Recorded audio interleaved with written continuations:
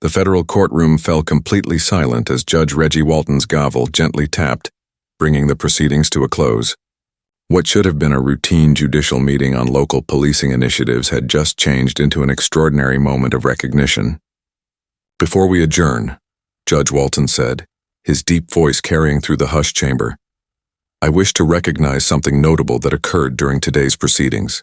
The seasoned federal judge, known for his measured words and judicial restraint, looked directly at Congresswoman Jasmine Crockett, who sat with quiet dignity at the council table.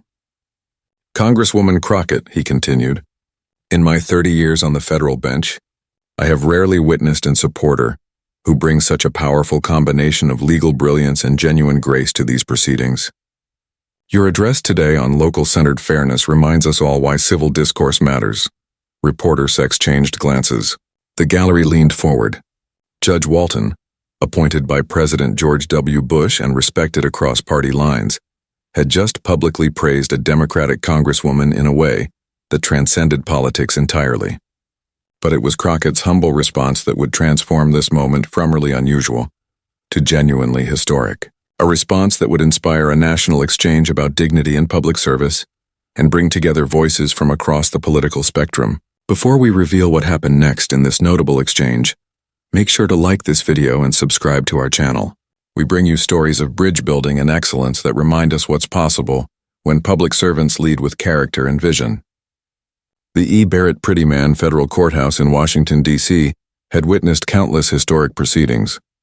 But this particular spring morning carried a different kind of energy. The Justice Department had convened a special judicial meeting on reimagining local policing for the 21st century, bringing together federal judges, law enforcement officials, local leaders, and legislators. At the center of this gathering was a panel dialogue on rebuilding trust between law enforcement and historically marginalized communities. With rising tensions nationwide after several high-profile incidents, finding common ground seemed increasingly difficult. The meeting's unique format allowed for substantive dialogue rather than political posturing.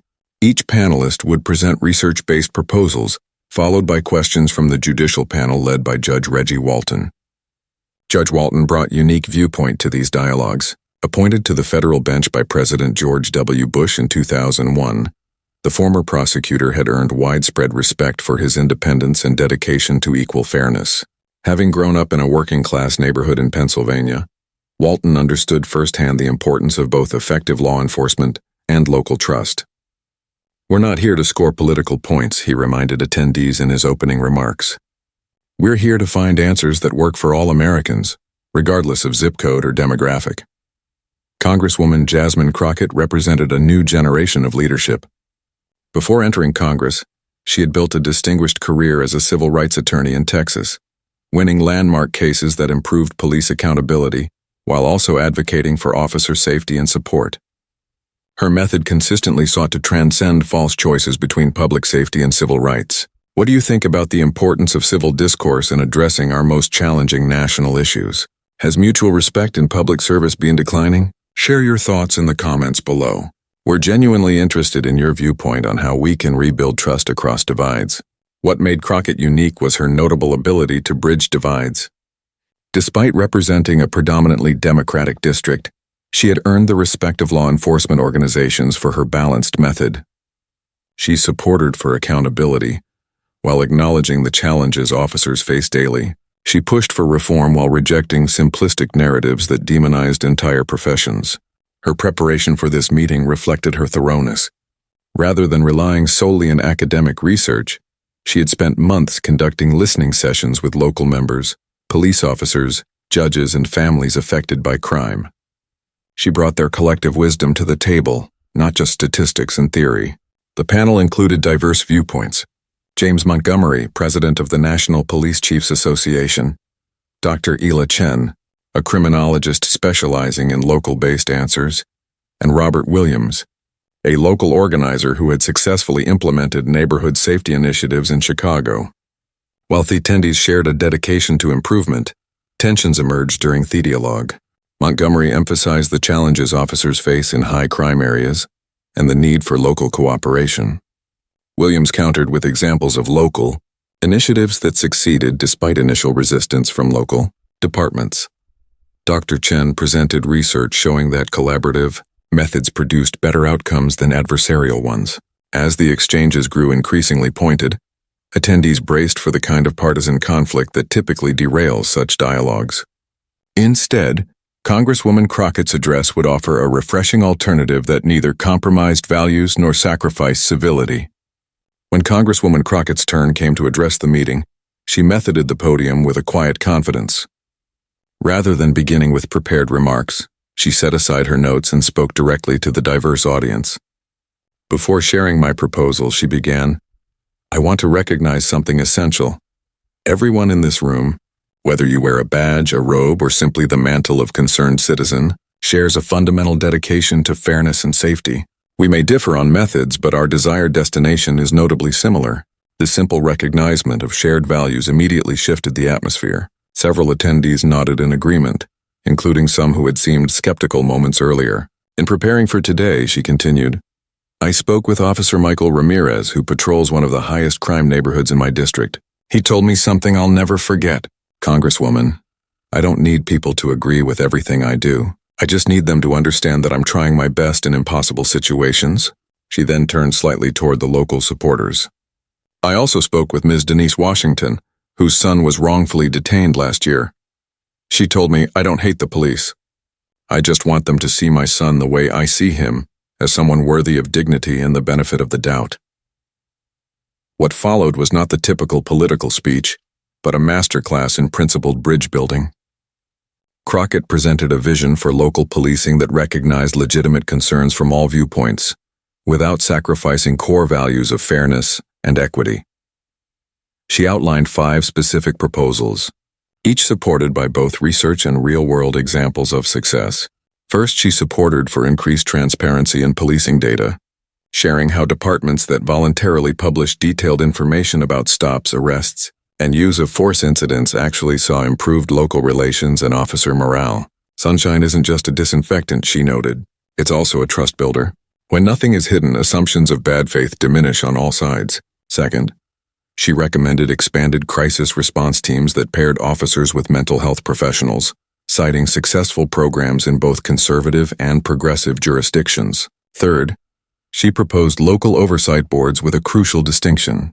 They would include both civilian members and current or former law enforcement representatives, ensuring balanced viewpoint. Fourth, she supported for increased investment in officer wellness programs, noting that departments with robust mental health support had fewer excessive force incidents. Finally, she recommended neighborhood-specific policing plans developed collaboratively by residents and law enforcement, tailored to each local's unique needs rather than one-size-fits-all methods. Throughout her address, Crockett recognized potential objections from various viewpoints, addressing them with respect rather than dismissal. When discussing local oversight, she spoke directly to police representatives. "I understand concerns that civilian review could become adversarial. That's precisely why I'm proposing a balanced method that includes law enforcement voices." When Judge Walton opened the floor for questions, the first came from Montgomery, the Police Chiefs Association president, who had seemed skeptical during earlier dialogues. "Congresswoman," he began, "your method seems balanced on paper, but how do we ensure these oversight boards don't become politically motivated witch hunts against officers making split-second decisions?" It was a challenging question that could have easily led to defensiveness. Instead, Crockett nodded thoughtfully. "That's a legitimate concern, Mr. Montgomery. Any oversight mechanism must distinguish between honest mistakes and actual misconduct. That's why I'm proposing these boards operate with clear guidelines about standard police procedures and the realities of rapid decision-making in potentially dangerous situations. Including former officers provides crucial viewpoint that purely civilian boards might lack." Her response earned a nod of appreciation from Montgomery. "I appreciate your recognition of the complexities officers face daily." Dr. Chan raised a question from another viewpoint. "While your proposals sound reasonable, they still rely on institutions that some communities fundamentally distrust. How do we address that underlying skepticism?" Crockett recognized the validity of this concern as well. Trust can't be legislated or mandated. It must be earned through consistent actions over time. That's why these proposals include accountability metrics and regular local feedback sessions. We're not asking communities to trust based on promises but on verifiable results. Throughout the question and answer session, Crockett maintained this balanced method, firmly advocating values of equity and accountability while acknowledging legitimate concerns from all stakeholders. She never demonized any participant or viewpoint, instead seeking common ground without compromising core values. As the session continued, something notable happened. The tone of the entire meeting shifted. Other attendees began adopting similar language of mutual respect and shared goals. Even those with opposing viewpoints found ways to recognize valid points from others while clarifying their own positions. What had begun as a potentially contentious dialogue was transforming into a model of productive dialogue, not because attendees abandoned their values, but because they found ways to express them with both clarity and respect. As the meeting prepared to adjourn for lunch, Judge Walton made an unexpected intervention. Rather than simply announcing the break, he removed his glasses and addressed the gathering. "Before we recess," he said, "I want to recognize something I've observed during this morning's session. We've witnessed a masterclass in how difficult exchanges can be conducted in a democracy." The room grew quiet as their respected judge continued. "As a federal judge, I'm limited in what policy positions I can endorse, but I can and should recognize excellence in advocacy when I see it, particularly when that advocacy elevates our collective dialogue rather than debasing it." He turned toward Congresswoman Crockett. "Congresswoman, your address showed something our public discourse desperately needs: the ability to support her principled positions without demonizing those who hold different views. You showed that one can be both passionate about fairness and respectful toward all attendees in that exchange." The courtroom remained silent as Judge Walton continued. "In my 30 years on the federal bench, I have rarely witnessed a supporter who brings such a powerful combination of legal brilliance and genuine grace to these proceedings. Your address today on local-centered fairness reminds us all why civil discourse matters." He added, "This isn't about politics or partisanship. It's about the fundamental skills and character required for productive democratic dialogue. We can disagree, sometimes vigorously, without attributing the worst motives to those with whom we disagree."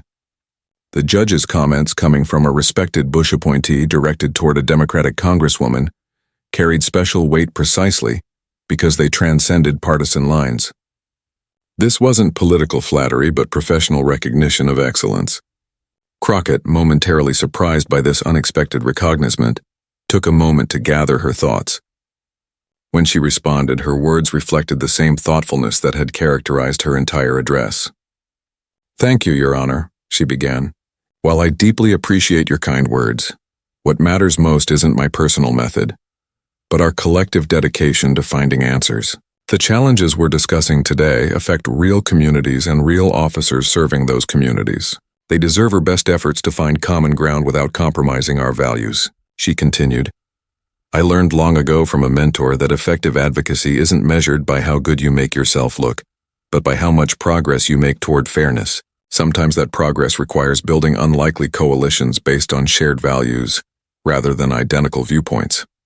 She then did something unexpected. Turning toward Montgomery, the police association president with whom she had major policy disagreements, "I want to recognize Mr. Montgomery's willingness to engage in these difficult exchanges.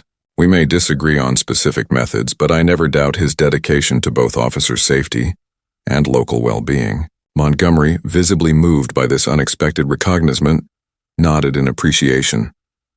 "Likewise, Congresswoman, we need more dialogue like this." As the meeting broke for lunch, attendees began interacting in ways that transcended the usual political and professional divisions. Police representatives engaged with local activists in substantive exchanges. Judges spoke with local members about their experiences.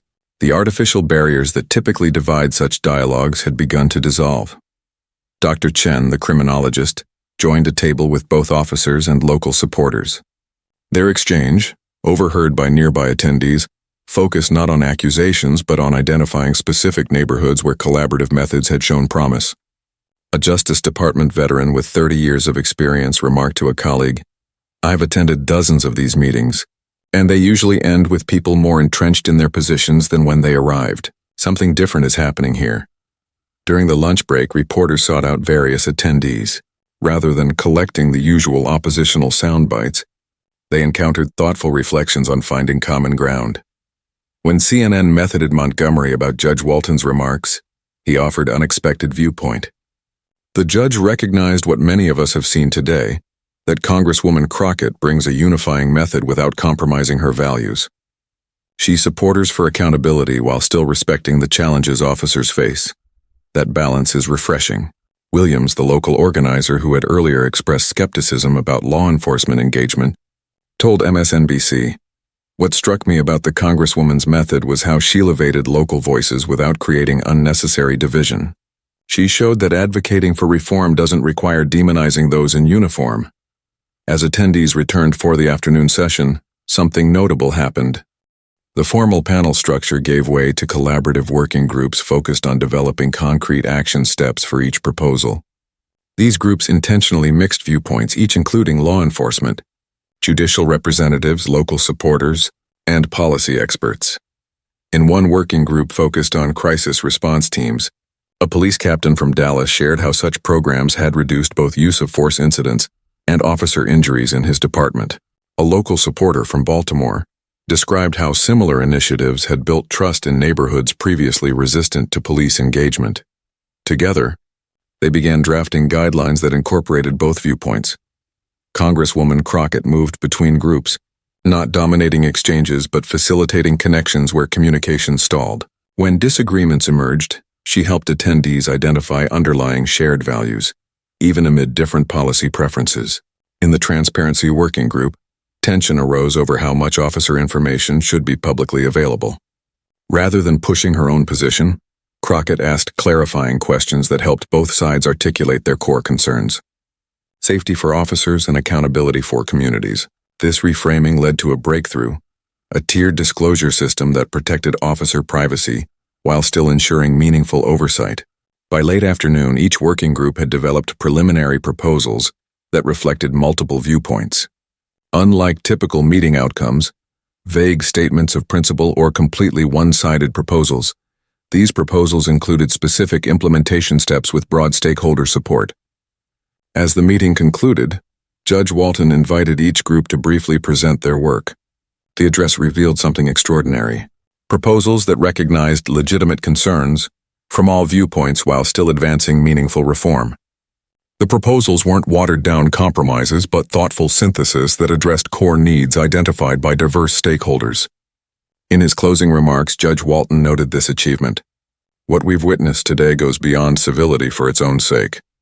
We've seen how respectful engagement leads to substantive outcomes that might actually work in the real world because they incorporate wisdom from multiple viewpoints rather than advancing a single viewpoint while ignoring legitimate concerns from others."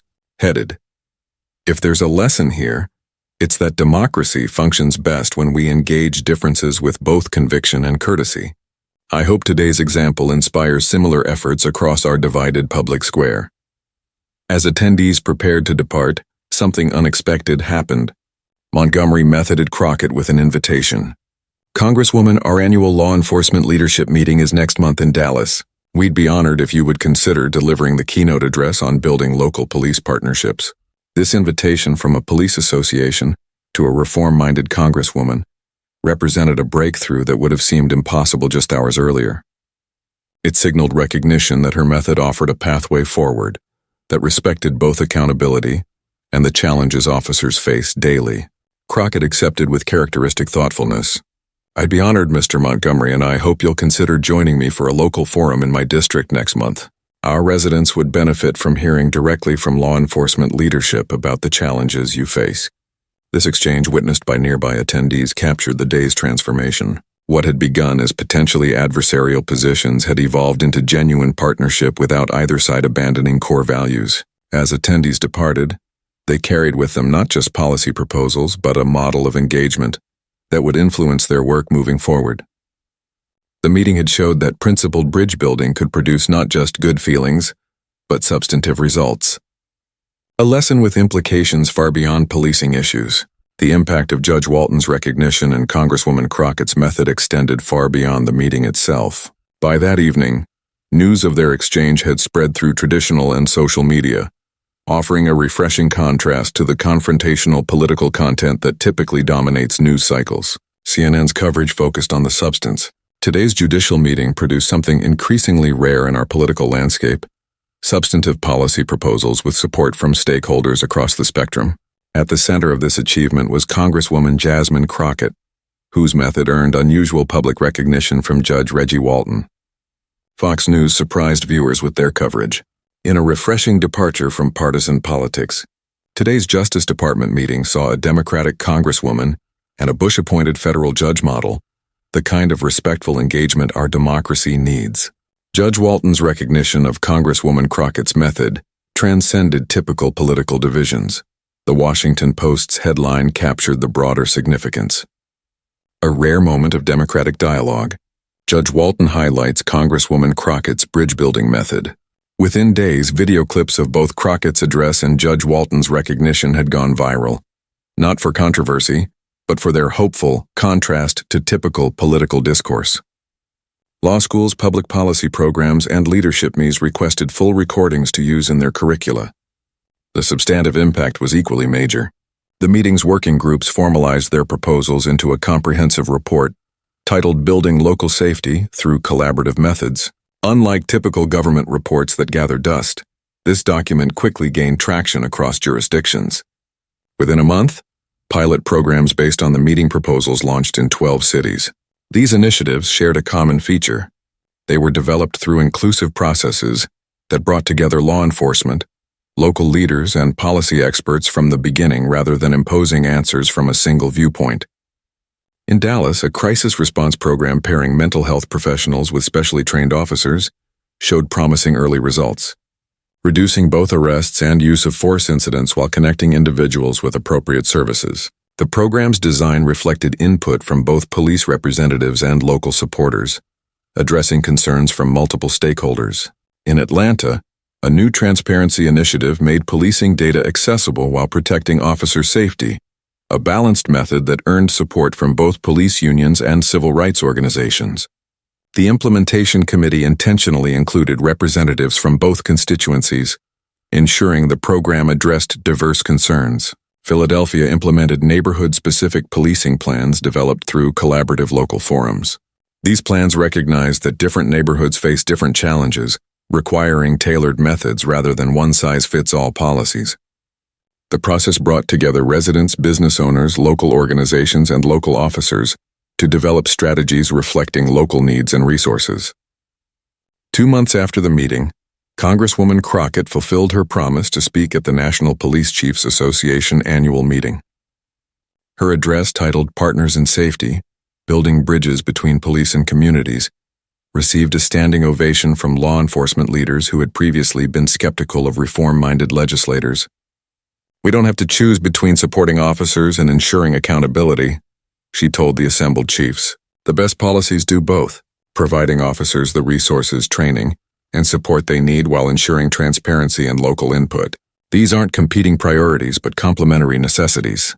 Following her speech, Montgomery invited Crockett to join a newly formed advisory council, bringing together law enforcement leaders and reform supporters to develop best practices for 21st century policing. This unprecedented collaboration reflected the trust she had built through her balanced method. True to his word, Montgomery also participated in a local forum in Crockett's district, engaging directly with residents about their concerns and experiences. The event, which could have been tense, instead produced constructive dialogue that led to specific local initiatives improving police-local relations. Meanwhile, Judge Walton's recognition continued, generating dialogue within legal and judicial circles. The Federal Judicial Center, which provides training for federal judges, developed a new program on facilitating productive dialogue in divisive cases based on values showed at the meeting. In a rare interview with the American Bar Association Journal, Judge Walton expanded on his comments. "What impressed me about Congresswoman Crockett's advocacy wasn't just her legal reasoning, though that was excellent. It was her understanding that effectiveness comes from engaging multiple viewpoints, rather than dismissing those who disagree. She showed that one can be both principled and respectful, that courtesy and conviction are complementary, not contradictory." He added, "In today's polarized environment, there's a misconception that effective advocacy requires aggressive confrontation. Congresswoman Crockett showed that thoughtful engagement often proves more powerful in achieving substantive outcomes. I hope her example influences how we train the next generation of supporters." The legal profession took notice. Bar associations nationwide developed continuing education programs on effective advocacy in polarized contexts, featuring the exchange between Walton and Crockett as a central case study. Law schools incorporated recordings into their professional responsibility and advocacy courses. 6 months after the meeting, measurable results began emerging from the pilot programs. Cities implementing the collaborative proposals saw improvements in both crime metrics and local satisfaction. Measures. Departments adopting transparency initiatives experienced increased local cooperation in solving crimes. Crisis response teams reduced both arrests and emergency room visits. For mental health crisis, these concrete outcomes attracted bipartisan attention in Congress. Representatives from both parties, impressed by the practical success of these balanced methods, formed a working group to develop federal legislation supporting similar initiatives nationwide. When introducing the resulting bill, the Republican co-sponsor explicitly referenced the Walton-Crockett model of respectful engagement leading to effective policy. This legislation reflects input from law enforcement, local organizations, mental health experts, and civil rights supporters. Like the process that inspired it, it respects multiple viewpoints while advancing our shared goal of safer communities. The Safer Communities Through Collaborative Policing Act passed with strong bipartisan support, a rarity in contemporary legislation addressing policing issues. The bill provided funding for crisis response teams, transparency initiatives, officer wellness programs, and local-led safety planning while establishing performance metrics, ensuring accountability for results. At the bill signing ceremony, Congresswoman Crockett shared the stage with Montgomery, symbolizing the unlikely alliance that had developed from their initial engagement at the meeting. Their joint presence showed how principled bridge building could produce not just good feelings but substantive policy outcomes. For Congresswoman Crockett personally, the impact extended beyond specific legislation. Previously known primarily within legal circles, she emerged as a national voice for principled collaboration. Universities and organizations across the political spectrum invited her to speak about effective advocacy in polarized contexts. The Washington Post published a profile titled Bridge Builder: How Jasmine Crockett is Changing the Politics of Fairness Reform. The article detailed how her method, prioritizing results over rhetorical victories, was influencing a new generation of public servants. The old model of advocacy assumed that the loudest voice wins, Crockett explained in the profile. But volume doesn't equal impact. Real change happens when you build coalitions around shared values, even amid policy disagreements. That doesn't mean compromising values. It means communicating them in ways that invite partnership, rather than provoking resistance. When asked by a law student whether such a method was sustainable in today's political environment, Crockett offered a thoughtful response that reflected her pragmatic idealism. Of course, it's challenging, she recognized. Our media ecosystem and political incentives often reward those who demonize opponents rather than engage them. But I found that most Americans, regardless of political affiliation, are exhausted by endless conflict and hungry for methods that actually solve problems. She continued, "This isn't about finding some mushy middle ground or abandoning core values. It's about recognizing that even those with whom we disagree often have legitimate concerns that must be addressed if we want sustainable answers, rather than temporary victories that get reversed." With the next election cycle, this viewpoint resonated across traditional political divides. Conservative thought leaders who disagreed with Crockett on policy nevertheless praised her method. National Review published an essay titled "Disagreeing Without Demonizing," citing her as an example even conservatives could learn from. While we maintain major policy differences with Congresswoman Crockett, her method of advocacy, principled but respectful, offers a model for effective conservative engagement as well. Progressive supporters similarly recognize the strategic wisdom in her method. The American Prospect noted, Crockett shows that seeking common ground doesn't mean abandoning progressive values. Rather, it's about advancing those values through coalition building that makes meaningful change possible and sustainable. The Crockett effect, as political analysts began calling it, represented something major in American political culture: the recognition that effectiveness often requires building bridges rather than burning them. Young public servants across the political spectrum, noting how this method produced concrete results, began emulating her model of principled engagement. 2 years after the meeting, Crockett published a book titled Common Ground: advocacy that builds bridges without compromising values. The book became required reading in public policy programs, leadership training, and advocacy organizations across the political spectrum. In the book's introduction, she wrote, "The challenges facing our communities, from public safety to economic opportunity to environmental protection, are too complex and interconnected to be solved through division. Effective advocacy requires the ability to advance clear values while building coalitions based on shared values, even amid policy disagreements."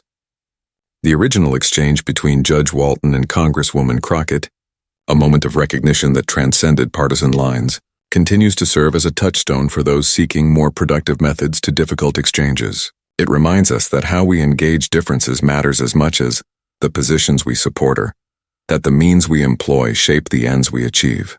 The programs launched following the meeting have now expanded to dozens of cities with documented improvements in both public safety metrics and local trust.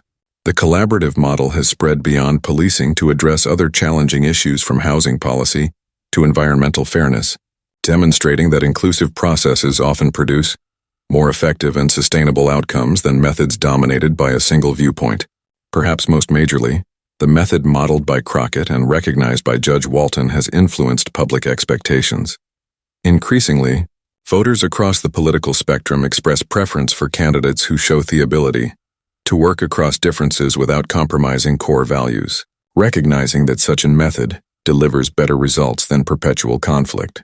As one local leader who participated in the original meeting reflected 3 years later, what Judge Walton recognized in Congresswoman Crockett wasn't just personal grace, but practical wisdom. She understood that lasting progress requires building coalitions rather than just energizing existing supporters. The results speak for themselves, real changes that have improved both officer well-being and local safety, because they addressed legitimate concerns from all stakeholders. In his final public statement on the matter, Judge Walton captured the enduring significance of that notable meeting. What Congresswoman Crockett showed transcends any single issue or policy debate. She reminded us that democracy depends not just on passionate advocacy, but on the ability to engage differences with both conviction and respect. In recognizing the humanity of those with whom we disagree, we don't weaken our position, we strengthen our democracy. If this story of bridge building and principled leadership inspired you, don't forget to like this video and subscribe to our channel. We bring you stories of individuals who show that character and effectiveness go hand in hand in public service. Share this video with someone who could use a reminder that in our most divided moments, how we engage differences defines not just our impact, but our democracy itself. The work of building a more perfect union continues.